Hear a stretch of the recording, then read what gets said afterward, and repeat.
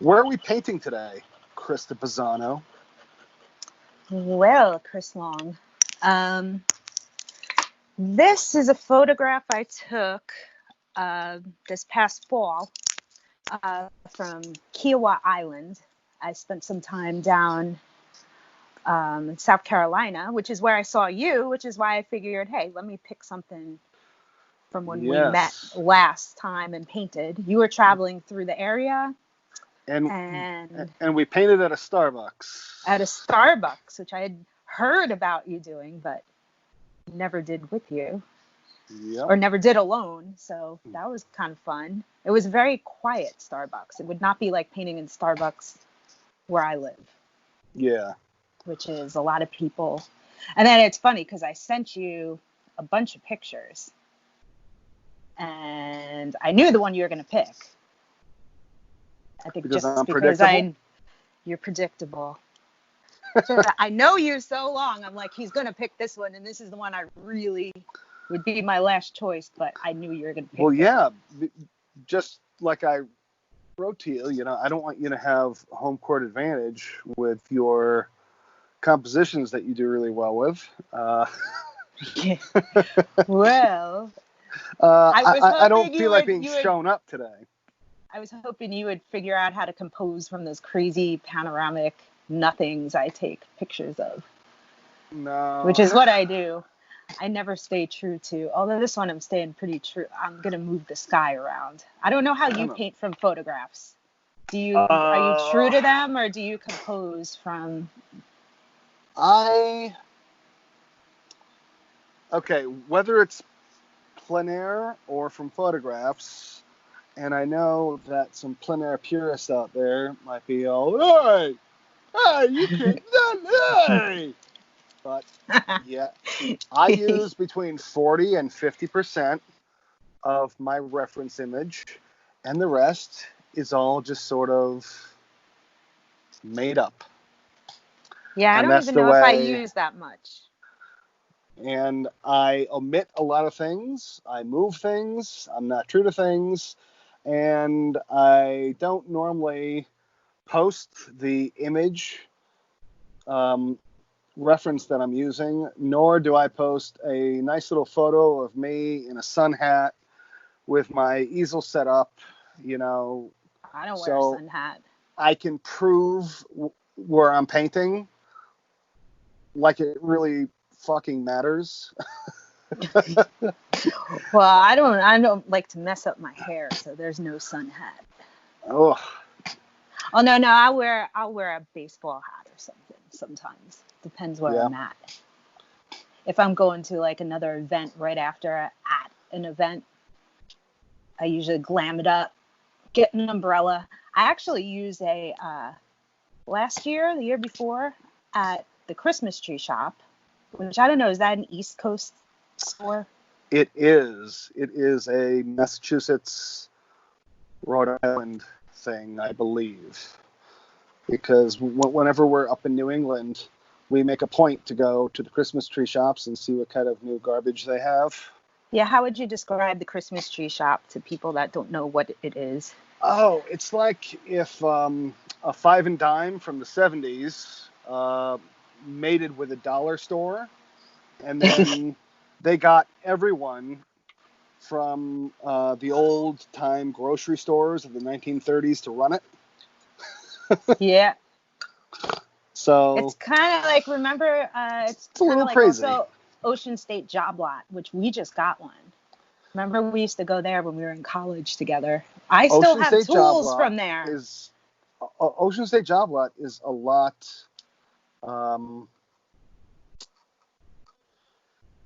Upscale. It's a lot to deal with. They have a lot of food.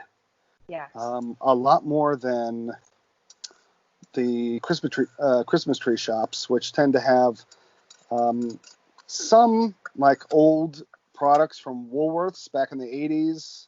And then they have a lot of seasonal stuff that nobody wants. And now that I've talked all this shit about Christmas tree shops, they're never going to sponsor me, Crista. Oh, what a shame. I still have tools when we went to Lime Academy from Oh, that was Odd Job, I think it was called. Or was it Ocean State Job Lot? Remember, we used to go there. Those tools have held on for like 20 something years. My Yeah. hammers, my C-clamps. Remember, they'd send us out for supplies, and that's where we'd go.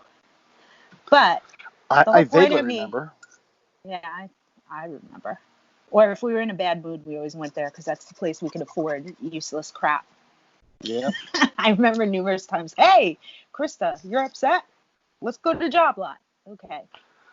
But the whole point of me bringing that up is a year or two ago, I bought a sun umbrella, like a beach umbrella, not the ones that clip onto the chairs, which I have a whole bunch of those. Like you could get those at you could clip them on an easel or whatever. I have tons of those because they're usually like $2 or $3 a piece instead of buying the plein air one, which is like $100-something, which you want, the minute you buy that one, it breaks, which is exactly what happened to mine. Wind comes and there goes your umbrella. Anyway, I bought a beach umbrella that you put in the sand. Yep. But the problem is it's short because you're supposed to be, sitting in a chair under the sand with it. But for me, who's like 5'1", I wound up buying a fold up holder for it.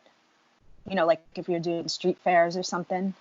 Uh-huh. And I put that thing up and it covers me completely.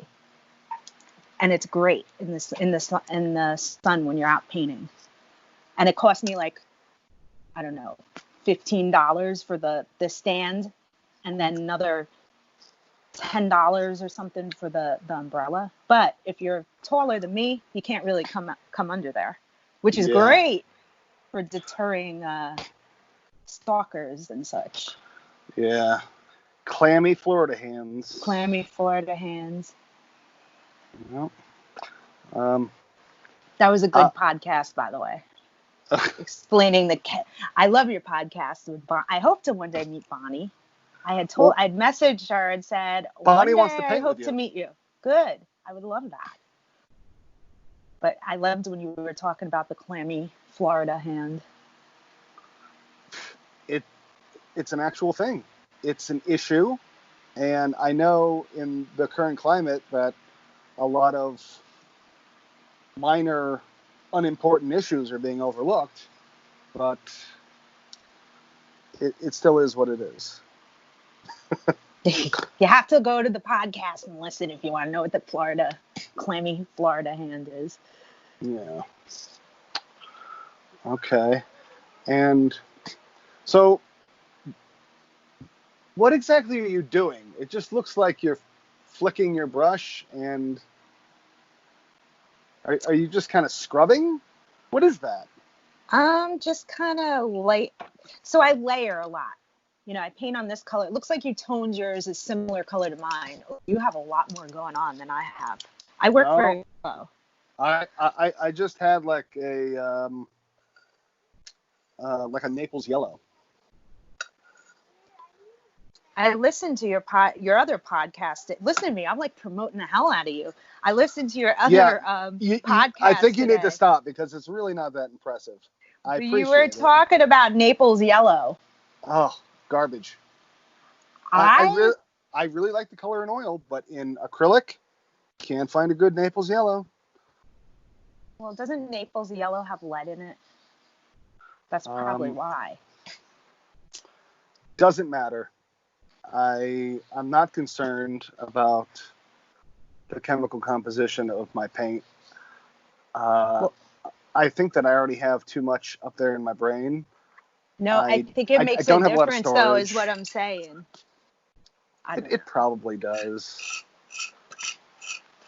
I have a Naples yellow hue, which is completely different from Naples yellow. What is Naples? I don't think I've ever even seen Naples yellow hue. What is it? Well, it is, let's see. Oh, you're actually going to show me on the screen, so I have to lean up? Here. Gamblin Naples yellow hue. I used that for a little bit and realized I think it's because I don't remember why I stopped using it, but I went on to use a, I think I'm using Williamsburg Naples Yellow now, and it's beautiful. But Okay. if you use Naples Yellow Hue, Yeah. or Naples Yellow with your other pigment I know you don't like. Which is? What is that one? The other hue you don't like. Cerulean. Cerulean hue. You Yeah. can make something really nice. More trash. I think we should do one with Naples. I think we should do this again with Naples Yellow and Cerulean hue. Challenge. I'll even let you pick the picture. No, I really shouldn't. Because I don't know. I feel like the other person should give me options or just outright choose the image. I think as a host of this ridiculous painting notion that I have, I need to limit my input as much as possible. Well, you still picked the picture I wouldn't have picked, but. Well, I had to. You gave me the choice. I gave you the choice and you chose wrong.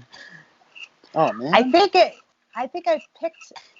No, you didn't choose wrong. Actually, I think I took this picture mostly because we stopped the car, got out and took pictures, and I was like, well, I guess I'll take a picture of this too, while I was there. And people really don't know, but that's how you speak when you're not on camera or in a podcast. Yeah, you kind of lower your voice a little. Hey. Yeah, this is like us normally painting. Like when we get together, this is what we do. Except we usually talk about family and what's been going on since we've seen each other, because we don't see each other that often. And then usually we talk about my most recent wrong life decisions, and then you give me advice that I never follow, and then the next time we do the same thing over and over again. Yeah, well, we're not talking about Krista's poor life decisions in a public forum like this. Although people would be completely amused, enraptured, and in shock and awe, but yeah, I vote we don't do that. Yeah. What are you doing? I can't. I see yours looks really. I'm trying to just get color down, and I don't like some parts of the trees, but I like other aspects, and I'm just trying to squint and sort of look where I have those weird shapes forming and where I need to kind of put this kind of more intense orange for the marsh grass. And then I'm trying to think of how I'm going to build it. And I just started to put a little bit of like an orange pink highlight in the cloud shapes. And that's where I am. Yep. And I keep on scraping on my glass palette here. Oh, and this time around, for this dual PaintCast thing, I'm going to be including images up front, which, I mean, if you're watching now, you probably already saw, of the palettes that we're working on today. So I got a little bit of feedback saying that people would like to see how, like, what the pigments are, as well as see a list of them. So, and then as things progress and this YouTube channel blows up and it just gets too big to handle. I was waiting for a laugh to come sooner. It'll blow up. I'm on it. It'll blow up. Boom. Do you use the same palette every time as far as like surface? Like you have one palette and that's the one you use and you just put paint on it? Or do you have various palettes for like I different? have one 8x8 glass palette, and I have one, I believe it's 12x18 glass palette. Mm-hmm. And both are tempered glass pieces, one of which came out of the door to our motor coach. The other, I believe I found it at something like an Ocean State job lot. I don't know if it was. It might have been from that discount store up in Maine. What is it called? Remy's? Do you know about Remy's? I've never been in one. I've passed one and I've always gone like, oh, that's a place I'd Oh. probably like. So I'm not crazy. It does exist. No. I think that's what it's called. You know, like when you travel around, I mean, you travel way more than I do. I really only right now, I've traveled up the East Coast from Maine, Canada, down Nova Scotia, down to Florida. Mm-hmm. But you do see other stores that you're like, oh, what's in there? Yeah. And you just, sometimes, you know, if you're, you know, I do a lot of events, like you just don't have time. You know, you're either on the road or you got to get from one event to another, or, you know, you just don't have downtime at these things. But, you know, Remy's, I definitely think I've seen that. So what'd you get, like a picture frame and take the glass out? No, it was advertised as a candle holder, and it came in a set with two little metal cups that you're supposed to put votives in. Mm-hmm. And I think that's where I got it. I'm like 75% sure. And that's about as sure as I can be these days. So what makes you decide which one to use? Well, when I'm outside and I'm using acrylic paint, I like the larger one because acrylic tends to run everywhere and I use a lot of it and I get kind of thick and I'm constantly having to scrape it off. I like the smaller one for painting inside or in the field. It just fits everywhere. And I'm neat enough that I can isolate my mixing area to about 3 inches by 3 inches on the 8-inch by 8-inch piece. And then I just put the paint I'm using, like I scrape it up and I put it at other places. And I got used to that when I had to paint out in public all the time.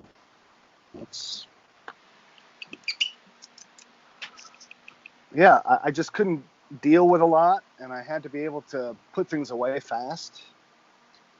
Well, I don't think it should be complicated. Like I think if you do this enough, it's like it shouldn't be complicated to, you know, so many times I hear, oh, you paint in oils. Oh, it's so messy. Oh, it's so, and I always say I could paint in a prom dress and be fine. Yeah.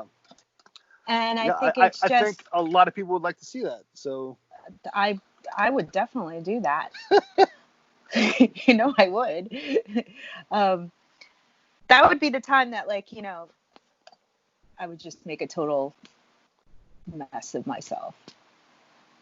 You know, I'd take like the big puffy sleeve and run it through my easel or my palette or something. Yep. Yeah, I think like, you know, there's this whole, everybody's using gouache these days. It's like a big thing. I'm sure you've seen. When I started with gouache in 2011, 2012, no one knew what it was.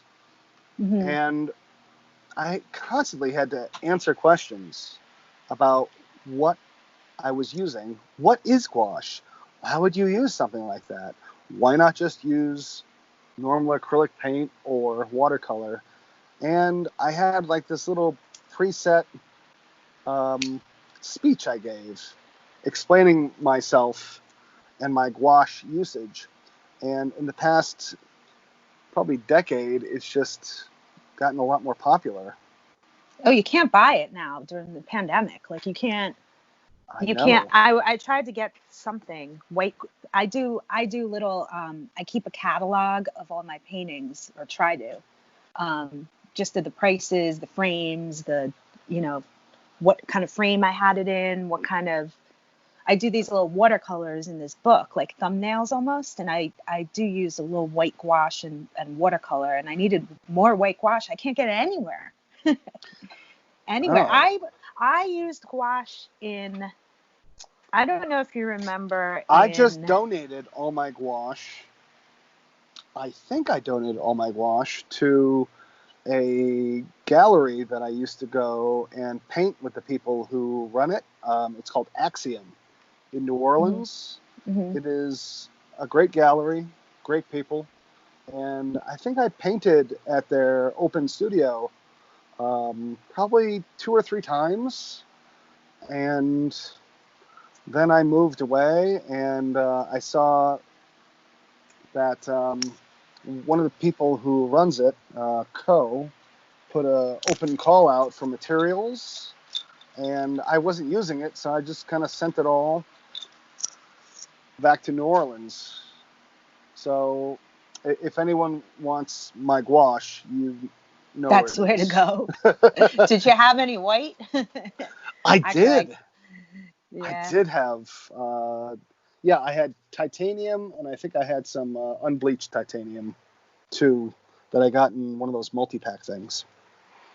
I have to say that gouache has gotten just like acrylics. I'm sure I've not used. The only last time I used acrylics is when we were at Lime Academy freshman year in painting composition class. But I'm sure the acrylic paints have gotten way more advanced since then, because I remember them being very rubbery. Yeah. And then I bought gouache. I don't know if you remember. I think it was sophomore year. I went to Puerto Rico. I don't remember anything. I know you don't. I bring up things and I'm like, you've remembered things for so long, and then all of a sudden now you seem to be forgetting things. You might want to get that checked out.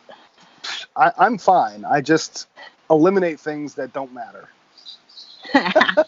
So my trip to Puerto Rico didn't matter to you, Chris? Jeez.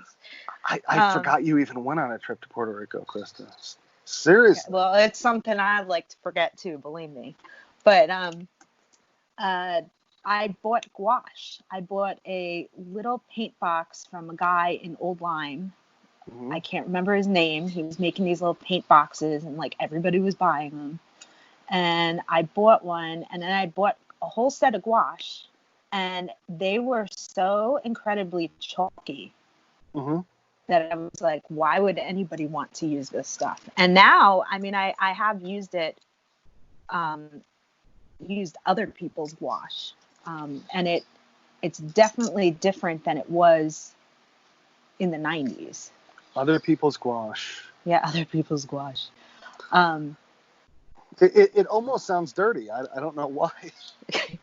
Yeah.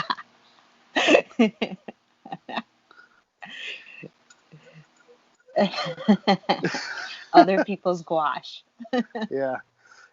Just I don't feel well. I've been dealing with a lot of other people's gouache lately. Other people's gouache. You really should have that checked out. You don't want to get other people's gouache. No, you don't.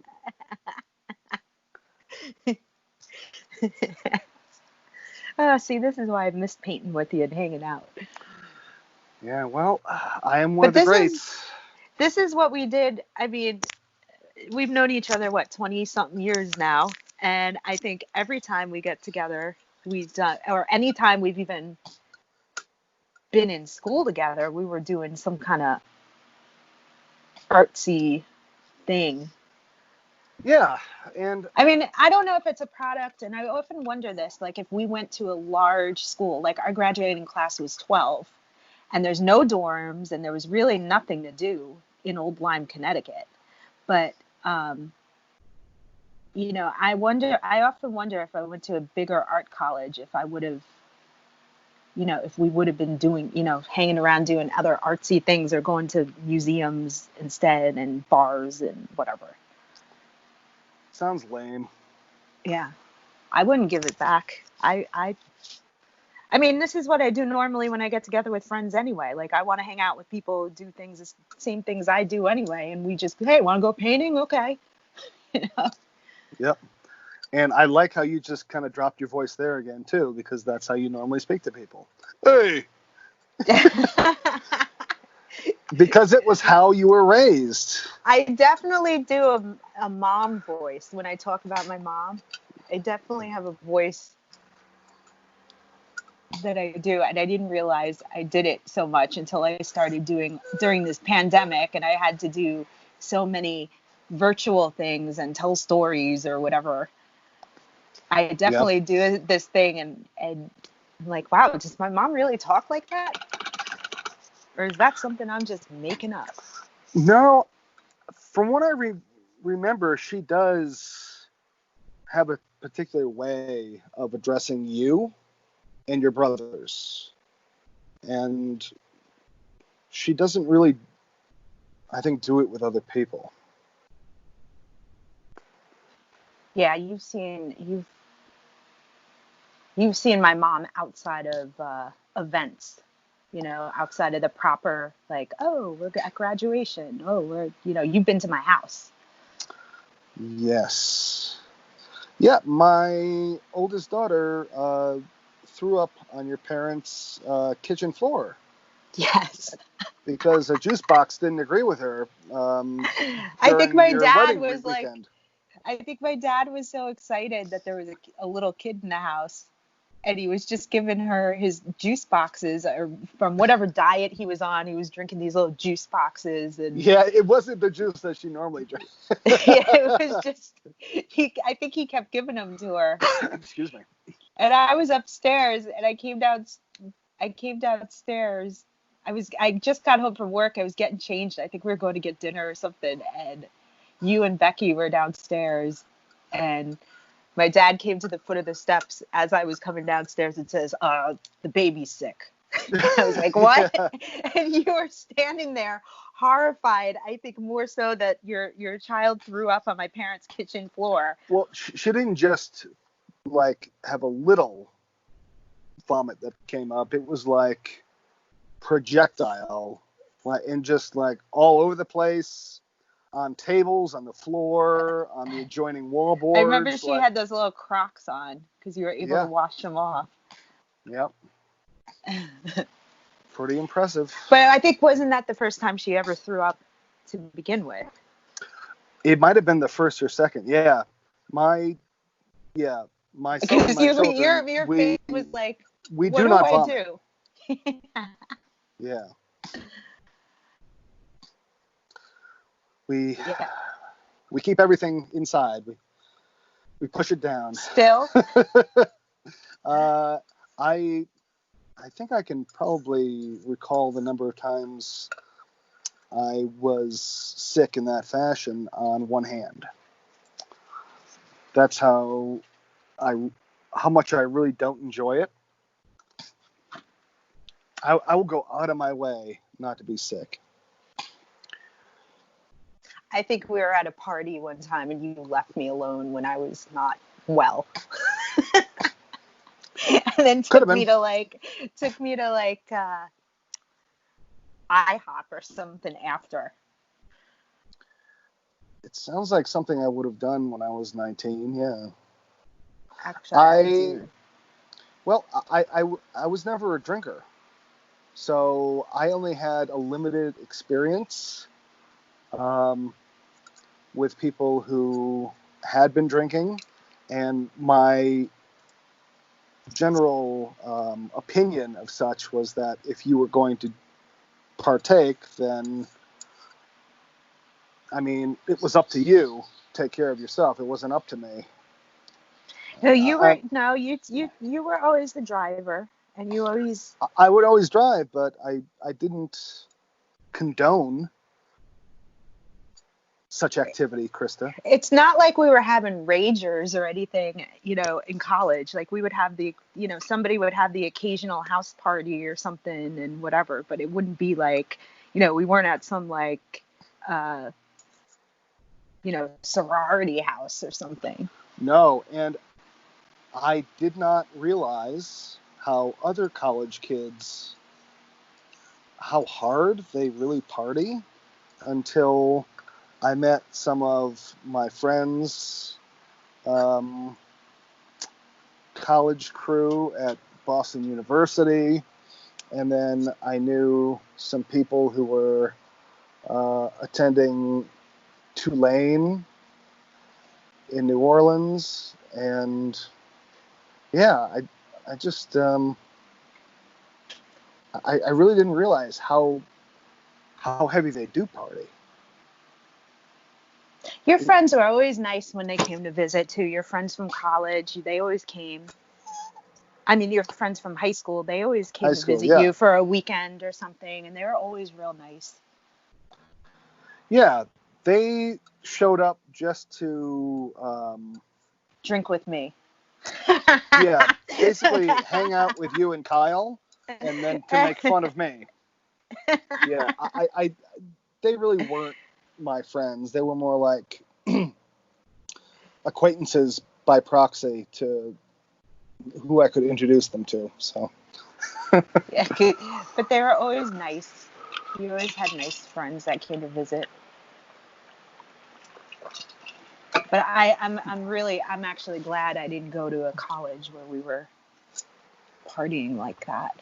I mean, everything really did revolve around art. I remember. Yes. A lot of things revolved around me, if I recall. Like, I was constantly causing trouble. And I didn't mean to make things about myself, but I don't know. So many people were so kind of insular and like highly introverted there. And I don't know. I think I sort of became somewhat of an extrovert. I think it was people didn't really get to know you, and I would, that school was so small, you found your tribe pretty quick, and that's kind of who you hung around with. Plus, there was a lot of students, I feel like, who were local, so they went home on the weekends, or they went home every night. So there were very few of us that really hung around and were there. Yeah. And sometimes, especially I think the students that did go home every night, they'd be like, wow, you hang out with that kid? Why do you hang out with Chris? And I remember numerous people, I'm like, just come hang out. They're like, well, if you're hanging out with him, I'm like, just come hang out. And then after we would go do something, they'd be like, yeah, you're right, Chris is really cool. Yeah, maybe it was just my RBF. I don't know what that means. Resting bitch face. Oh. Yes. Yeah. I always look unfriendly. I assure you I'm not. Yeah, I'm finding this the shadow on the right-hand side hard to actually address because I can't physically get my tools in there. The way that I have everything set up here, I kind of have the painting jammed against this piece of wood on the side. Yeah, I'm looking now through my little screen here. Like, what is that? This weird thing is designed to do 8-inch by 8-inch and smaller demos. And then I have a space on the other side for my glass palette to fit into. So I can shoot videos of the painting next to the palette. Oh, that's how you do that. Yeah. Because I've seen it. Did you build that? Yeah. Very low tech. I'm not to be commended for anything involving this contraption. Well, I think that it doesn't have to be high tech. I mean, my plein air box that I use, my cigar box, is very low tech. You know, and people come up to me all the time. Where did you get that? I gotta get one of those. I gotta, you know, and it's very low tech. Speaking of boxes and high-tech palette systems, I had 2 different companies over the past year or 2 say that they definitely wanted to send me their awesome new painting box setup for me to test, for me to try. We'll send it to you. What's your address? We'll get it out to you immediately. Yep, still waiting. Ew, you will have to tell me offline who that is. Oh, yes, I will. Yep. I think sometimes people who work for or with manufacturers that are kind of startups, they just want to reach out and kind of contact a whole bunch of people who might use their product, and then they're just sort of getting a feel for the market. Mm-hmm. And I don't know whether that's like a common practice to just bullshit people and be like, yeah, we're going to totally send you one, and then not do it. But that is what happened.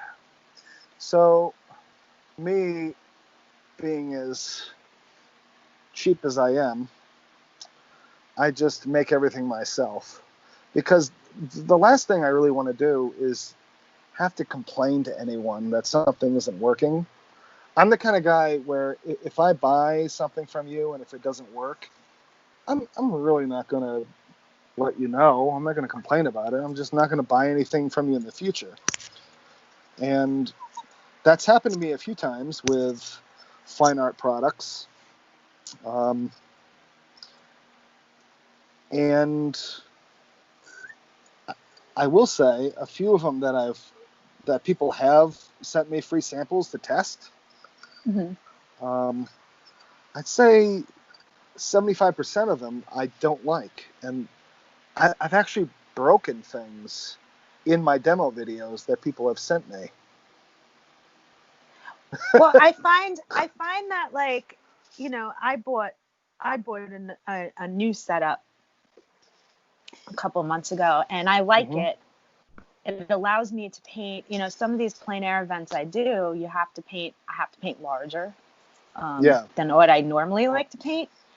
And I love my French easel. I mean, people complain about the French easels like crazy, but I think that my French easels are like over 20 years old. They're like, or like 30 years old. I think that they're built differently then. So mine have not really fallen apart, and I beat the crap out of them all these years. I mean, the one I had at college, throwing it in the car, dragging it around and everything. And that was my full box Julian. And then I bought a half box in 2000, and I dragged that thing all over. And, you know, they fall over with the wind if you have an umbrella attached to it. I mean, they've been through hell, and they're still the best I've ever used. It just makes no like reason for me to take out something that big to paint this. You know, this is what size did I tell you this was? 2 5/8 by 5 6/8 that I'm working on here. And then if I'm at another event, way too small. If I'm at another event where I do, you know, it's like, I gotta drag the French easel with me, whatever, and all my other stuff, and it just messes up my whole travel system I have in my truck. You know, I have a Jeep Wrangler, and it's really not that big. Like, you have to figure out, by traveling, everything has to have a space. You have a complicated traveling system, yes. I agree. I did buy another rig this past year, and although I did use it when I was in Florida, the last event I was at, and I had to paint. I was painting like 4x20s, and I liked it, but then there were other things I didn't like, and I'm like, okay, I'm gonna have to modify some things to this. I've never found, any kind of rig that I didn't have to modify. And I think that there's a lot of artists that feel the same way. Like you'll roll up to somebody at an event and be like, oh, what'd you do to that? They've customized their own stuff. Because not everybody paints the same. Not everybody has the same needs. Yeah, I will reserve comment on that. What colors are you using, by the way? I didn't ask you. I am using cobalt. Let's see. I have phthalo green, cobalt, magenta. I have yellow deep. I have yellow medium and titanium white.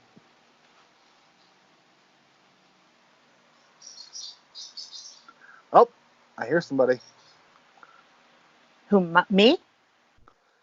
Yeah. My bird? Yeah. Oh, you hear? He's all the way across the other side of the house.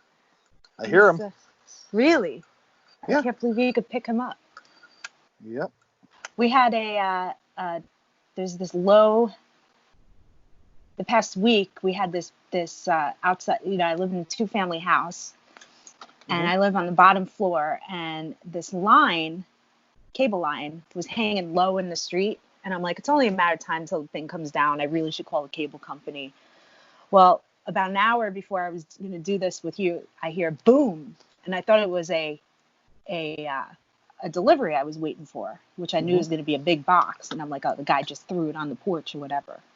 And I went outside. I went to go look, and a truck had taken down my line, and it was lying across the house, across the yard, in the street. And I mean, I'm pretty sure it's not a live wire, but I'm not touching it. Really? And these 3 guys across the street walking the dog were very offended that a beer truck came barreling through, took the line down, and kept going. They're like, "You went around the corner. He turned right at the stop sign." And I'm like, "All right, I'm really just concerned whether my house is gonna burn." Yeah. Thanks, so I wasn't sure if I was gonna have internet. But I have internet. Called the neighbors who aren't home, who live upstairs, and I'm like, I have internet. I have cable. They'll be home tomorrow, so give them the heads up. You might not have cable, but you live in a rental, and there's been so many other tenants here with other lines here. You don't know. It's probably a dead line, but my bird Spanky was very quiet when he heard that. So he's had an exciting day. Yeah, I guess so. I'm actually glad to be painting this. I've been painting these sunset-y things.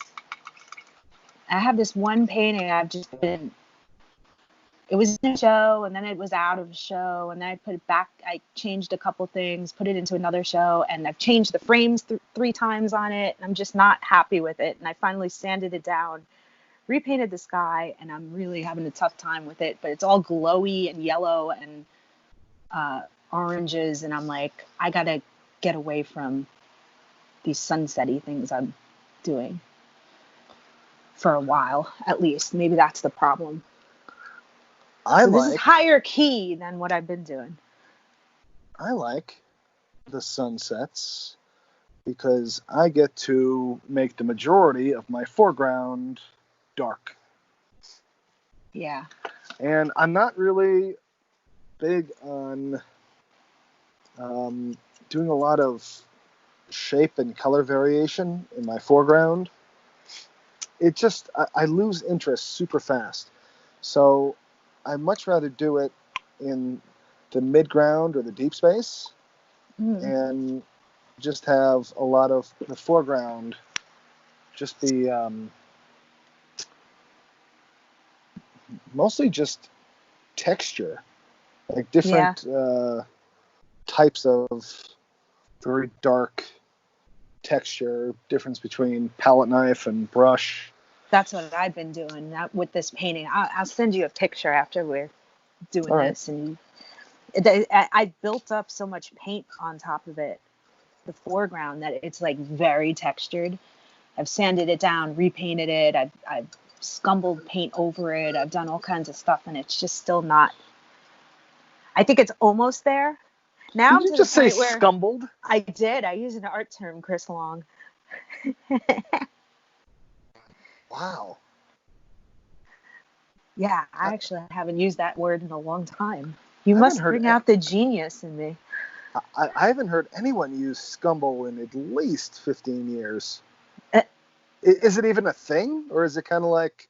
It is a thing. Pepsi Clear, where it was around for a little while and then...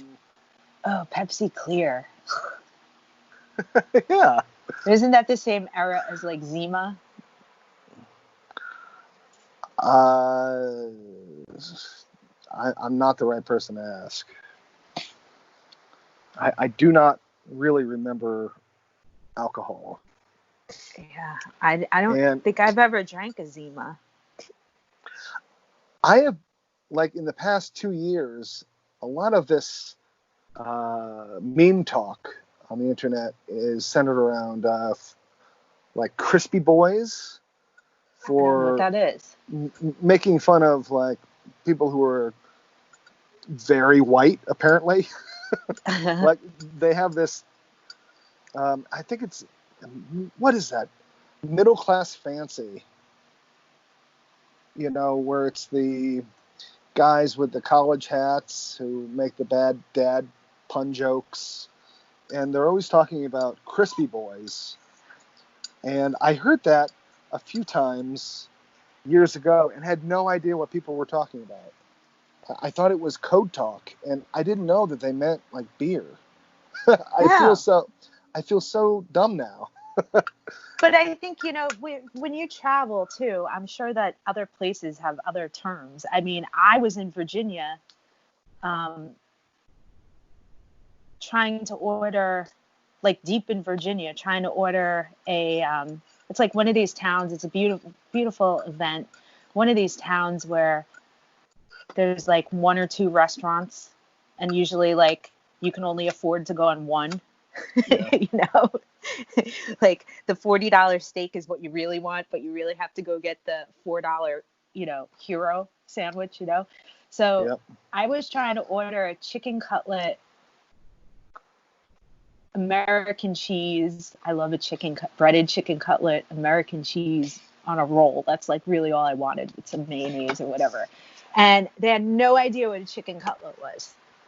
And it went on for a good 5 minutes. I was like, chicken fingers? Oh, yeah, we got that. I'm like, do you have like a big one like that?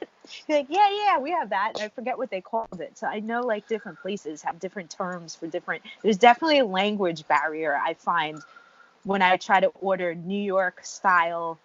There's definitely a language barrier with everyone from the tri-state area and everywhere else across the country, because all of you assume that the entire nation knows what cutlets are.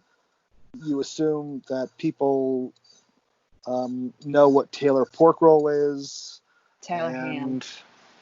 That's a South North Jersey battle, And do you remember I used to bring you also assume that everyone knows how to pronounce all the cheeses that come from Italy, and no one in the rest of the country knows how to do any of that, Krista. Do you remember when I'd go home for the weekend and my dad would send me back with, toilet paper and paper towels and coffee, and he would send me back with Taylor ham, or pork roll, as they call it down south? My grandfather, who originally was from New Jersey, introduced us to that when I was a kid, so I knew what you had.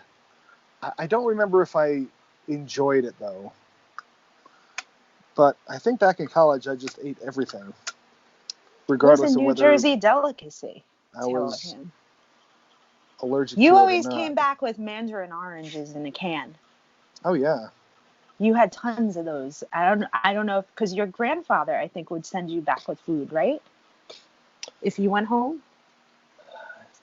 Uh, I think I so. remember tons and tons of mandarin oranges that you would bring back in a can, and I I think did you like the had, mandarin oranges.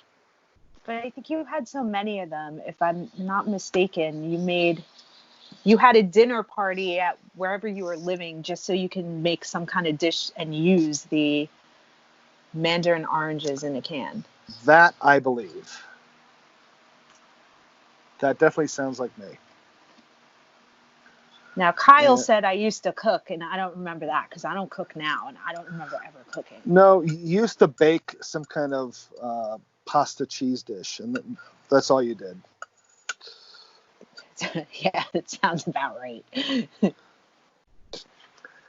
So I am getting close to not wanting to work on this anymore. I lost some of the areas that I wanted to pull apart in the trees. And Do you I'm have going to to wait? attempt to kind of pull it back together right now. I'm sorry, what were you going to say?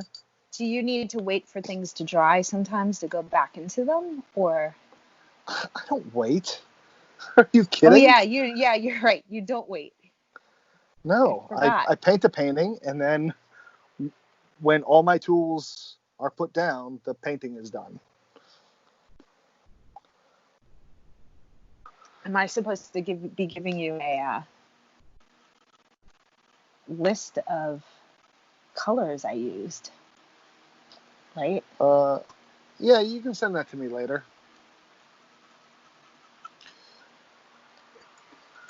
It's you probably have a few more than I do. I also tend to use um, color that I can see. So it's not that I'm making fun of other people's palettes if they have more than 5 or 6 colors. It's that a lot of the paint that you're using, when you start to mix it, I really can't tell the difference. What do you mean? Difference of the colors? Yeah, especially with some of the reds and pink and orange and some of the chromatic grays I'm a little bit iffy on. So I kind of have to keep things a little bit.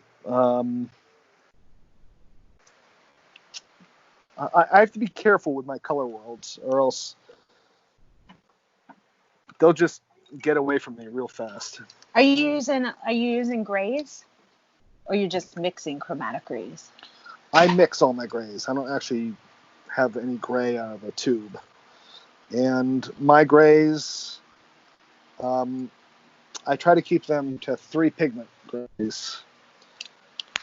It's not like I'm just kind of getting that kind of weird palette green that you get when you mix all the leftover scrapings on your palette. It's kind of like a muddy green, and then using Yeah, that. that's what I tone my well, when I sent you a picture of my palette. My palette is a Yeah, mess, but I think I'm better when than I that, Krista. I think when I I just it have a should much. be toned that green color, and then I tone the the um the panel the same color, so it's all mixed. Whatever I mix on there, it looks the same. Yeah, I was definitely taught better than that. Oh, But I use a very limited. I actually use a very, very limited palette based on. you just happen to have a lot of the colors on there that you just don't touch sometimes. Is that it? I know when I need them. I guess that's a skill in and of itself. Well, it's oh, I was telling you this before.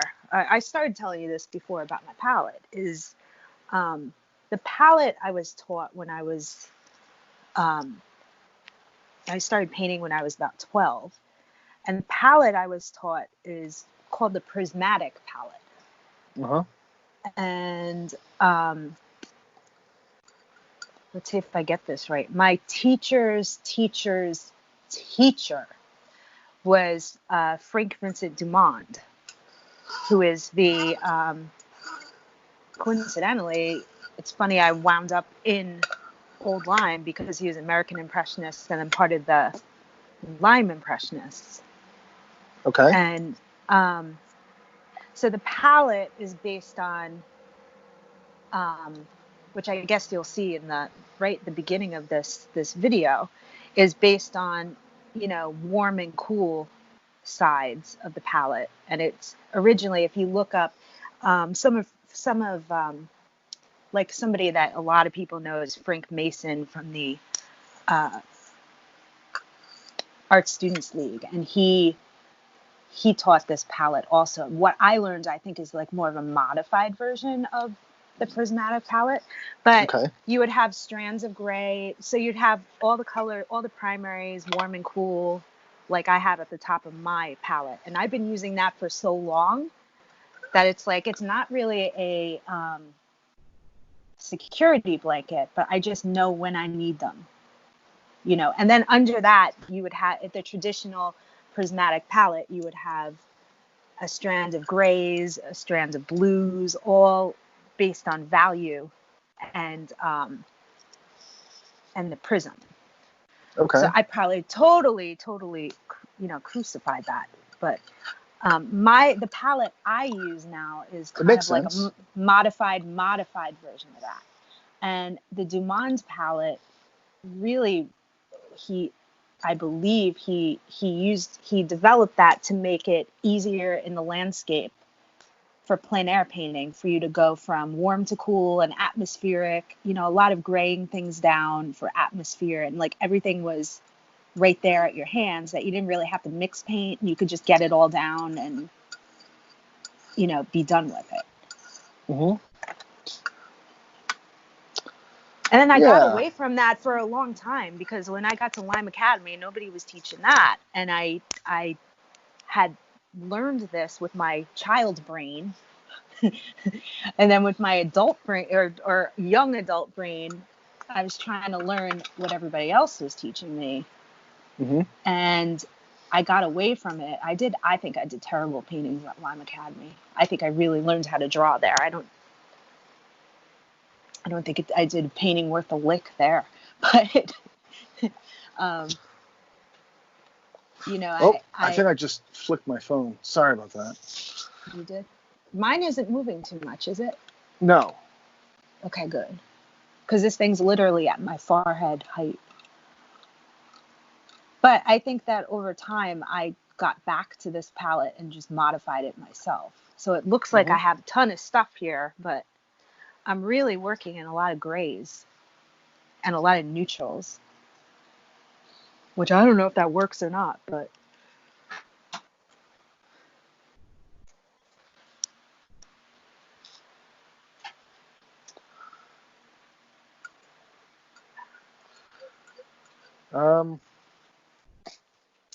You're getting quiet, Chris Long. Does that mean you're done? No.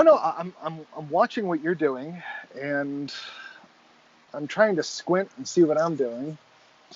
And I like how you went a little bit slower and didn't rush to do the clouds too quick. I think I did. And even though they sort of work, I think they're a little bit too divorced from the rest of the landscape here, and I need to do something about that. Well, the clouds are so high. I figured you would lower them too. Yours look more. I really lowered parts of my clouds there. Yeah. I think I'm just going to have to move in with a brush and take down some of this violet here. I put a lot of violet in the cloud. Did you like the picture I chose, or did you hate it? When I sent it to you, were you like, oh, God? No, that's not how I sound in my head, Crista. I know who you're doing an impression of, and that's not me. Thank you. But you do know who I'm doing an impression of. That's. Yeah. And if they listen to this, they're gonna know too. Oh, I hope he listens. I haven't talked to him in a while. You got to get you a brush and take down those clouds. That's another one. Yep. Yeah, I don't think I'm really going to do much more with this. I think I'm getting to the point now where I don't want to lose some of that weird yellow painting, yellow underpainting coming through. And I think I have scratched enough area that if I start to do it more, it's going to kind of become too obvious. It's not going to be an integrated mark. So at this point, I'm just ready to call it a day with this little landscape study. How long do you think you have left with yours? Because we're an hour in. Are we? Yeah. I need to. Well, I'm gonna keep it pretty loose. You gonna keep it real? But I'm gonna keep it real, Chris. I'm gonna keep it. Okay. I always keep it real. What I need to do is really rest my eyes and come. I need to get my. I'm finding that I definitely need like an eye exam. So Okay. I need to rest my eyes, come back. Probably, it's actually really hard for me to get in here and do some of the work I need to do with this camera. I'll take a picture of it. Yeah. This setup, and you could see how I'm kind of working underneath my phone, so I can't really get in here. I can't do like this kind of thing as easily. Whoa, that's a whole lot. Do you see that? Yes. You see that? I got my nails done. My one luxury. So I think there's a lot of things I need to really step back and look at, and then I don't know, maybe I could do another hour on it, and then you want the finished photo. Yeah, just send the finished photo. Hey, it was good doing this dual PaintCast with you, Crista Pisano. It was great hanging out. I'd love to do it again, like I said, with the cerulean blue hue. Yeah. So, do you have like a website or something else that you want to promote? Website's a bit outdated. It's CristaPisano.com. Crista. No H, no K, no Y. But really, I update mostly the Instagram, which is Crista_Pisano_art. And that, again, is Crista. Okay, great. I'll talk to you later. Thanks. This is fun, Chris.